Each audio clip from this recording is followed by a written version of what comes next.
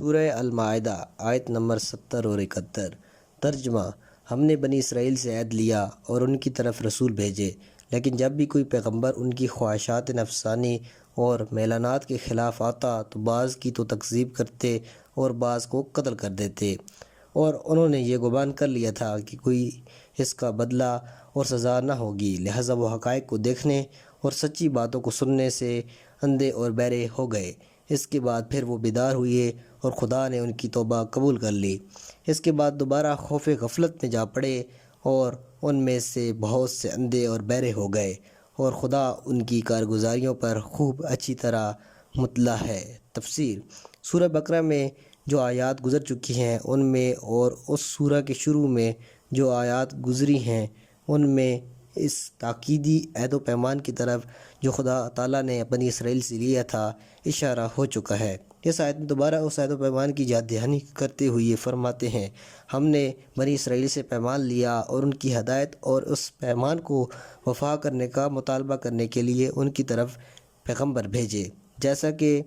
جلد اول میں بیان ہو چکا ہے، ایسا معلوم ہوتا ہے کہ یہ پیمان وہی ہے جس کی طرف سورہ بقرہ کی آیت نمبر 93 میں اشارہ ہوا ہے، یعنی اس پر عمل کرنے کا پیمان جو خدا نے ان پر نازل کیا تھا۔ پھر مزید کہتے ہیں: انہوں نے نہ صرف یہ کہ اس پیمان پر عمل نہیں کیا، بلکہ جب بھی کوئی پیغمبران کے میلانات اور ہوا و ہوس کے خلاف کوئی حکم لاتا تو وہ اس کی مخالفت میں سخت ترین مقابلے اور جھگڑے میں اتر آتے تھے۔ ان میں سے کچھ انبیاء کی تو وہ تکذیب کرتے تھے اور انہیں جھٹلاتے تھے، اور جن انبیاء کی تکذیب کرنے پر اور ان کے اثرات کو روکنے پر قادر نہ ہوتے تو انہیں قتل کر دیتے تھے۔ یہ ہیں طریقے منحرف اور خود خواہ افراد کے بجائے اپنے رہبروں کی پیروی کرنے کے، وہ اس بات پر مصر ہیں کہ رہبران کے میلانات اور خواہشات کے تابع ہوں، اور اگر وہ ان کے میلانات اور خواہشات کے خلاف ہوں تو وہ اس صورت میں نہ صرف اس کی رہبری قبول نہیں کرتے بلکہ انہیں زندہ رہنے کا حق دینے کو بھی تیار نہیں ہوتے۔ جب اعلیٰ جملے میں کذبوا ماضی کی شکل میں اور یقتلون مضارع کی صورت میں آیا ہے، ہو سکتا ہے کہ اس کا سبب قبل اور بعد کی آیت کی لفظی مناسبت کا لحاظ رکھنے کے علاوہ کہ جو سب کے سب مظاہر کی صورت میں آئے ہیں یہ ہو کہ چونکہ فعل مظاہر استمرار پر دلالت کرتا ہے، لہذا خدا یہ چاہتا ہے کہ وہ اس روح اور فکر کے ان میں ہمیشہ جاری رہنے کو بیان کرے کہ پیغمبروں کو جھٹلانا اور انہیں قتل کرنا ان کی زندگی کا کوئی اتفاقی حادثہ نہیں تھا، بلکہ ان کا یہ عمل ایک مستقل بحران اور مکتب کی صورت اختیار کر گیا ہے۔ بعد والی آیت میں ان سرکشیوں اور جرائم کے باوجود ان کی بیجا خود فریبی کی طرف اشارہ کرتے ہوئے فرماتے ہیں: ان حالات کے باوصف وہ یہ گمان کرتے تھے کہ کوئی عذاب اور سزا انہیں دامن گیر نہ ہوگی، جیسا کہ دوسری آیت میں تصریح ہو چکا ہے کہ وہ خود کو ایک برتر قوم و قبیلہ سمجھتے تھے اور خود کو خدا کا بیٹا کہتے تھے۔ آخرکار اس خطرناک فریب خوردگی نے اپنے آپ کو برتر سمجھنے ایک قسم کا پردہ ان کی آنکھوں اور کانوں پر ڈال دیا تھا، جس کی وجہ سے وہ آیات خدا دیکھنے سے اندھے اور کلمات حق سننے سے بہرے ہو گئے۔ لیکن جب انہوں نے اللہ کے عذاب کو نمونے اور اپنے برے اعمال کے انجام کا مشاہدہ کیا تو پشیمان ہوئے اور توبہ کر لی، اور اس حقیقت کی طرف متوجہ ہوئے کہ خدا تعالیٰ کی دھمکیاں یقینی اور سچی ہونے والی ہیں، نیز وہ قطعاً کوئی برتر خاندان نہیں ہے، تو خدا نے بھی ان کی توبہ کو قبول کر لیا۔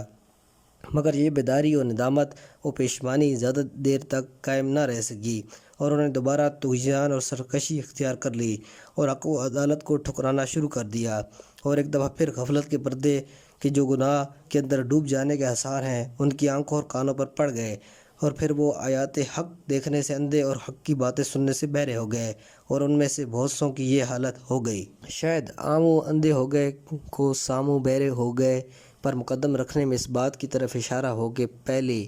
دفعہ انہیں آیات خدا اور پیغمبر کے معجزات کو دیکھنا چاہیے اور پھر ان کے احکام کو سننا چاہیے۔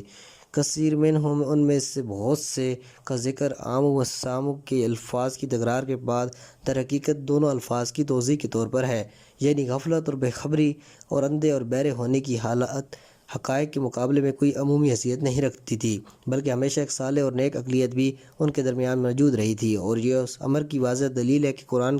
کے یہودیوں پر حملے کسی طرح بھی نسلی اور قبائلی پہلو نہیں رکھتے تھے، بلکہ وہ صرف ان کے اعمال کی وجہ سے تھے۔ کیا عامو و سامو کے الفاظ کی تکرار کلیات و تاکید کا پہلو رکھتی ہے، یا یہ دو مختلف واقعات کی طرف اشارہ ہے جو بنی اسرائیل میں ہوئے تھے؟ بعض مفسرین کا خیال ہے کہ یہ دو مختلف واقعات کی طرف اشارہ ہے، ایک بابل کے لوگوں کے حملے کے وقت اور دوسرے ایرانی اور رومیوں کے حملے کے زمانے میں، کہ جس کی طرف قرآن نے سورہ بنی اسرائیل کی ابتدا میں ایک مختصر سا اشارہ کیا ہے۔ یہ احتمال بھی کہ وہ بارہا اس حالت میں گرفتار ہوتے رہے ہیں، اور جب بھی وہ اپنے برے اعمال کے منحوس نتائج دیکھتے تو توبہ کر لیتے اور پھر توبہ توڑ دیتے، نہ یہ کہ وہ صرف 2 ہی مرتبہ ایسا ہوا ہے۔ آیت کے آخر میں مختصر اور پرمعنی جملے کے ساتھ فرمایا گیا ہے، خدا کسی وقت بھی ان کے اعمال سے غافل نہیں تھا، اور تمام کام جو وہ انجام دیتے ہیں انہیں وہ دیکھتا ہے۔ والسلام علیکم ورحمۃ اللہ۔